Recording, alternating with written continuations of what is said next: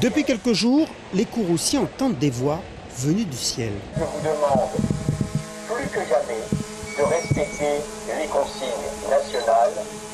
Restons chez nous et appliquons les gestes barrières. Rien de divin cela, juste les voix du préfet et du maire de Kourou diffusées par drone. Au moment où je m'adresse à vous, le coronavirus contamine des milliers de personnes partout dans le monde. Restons cette case. On nous fait tout ça, nous pouvons faire pour barrer Covid-19.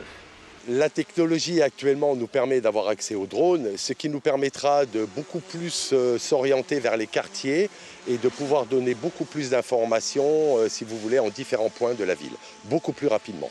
Un rappel devenu nécessité au vu de la fréquentation des abords de la Cocoterie.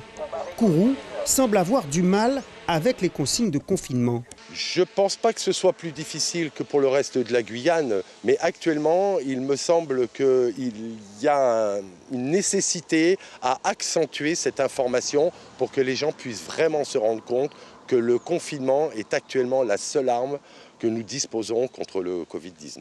Comme dans certaines villes de l'Hexagone, l'engin démontre un peu plus son utilité dans des situations comme celles que nous connaissons. Mais il pourrait y en avoir d'autres. J'avais repéré un intérêt, il y a 2 chasseurs qui s'étaient perdus à Risquetout.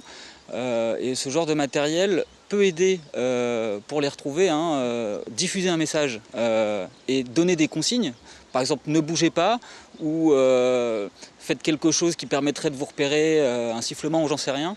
Mais ce drone-là est fait pour en fait, la recherche, le sauvetage aussi.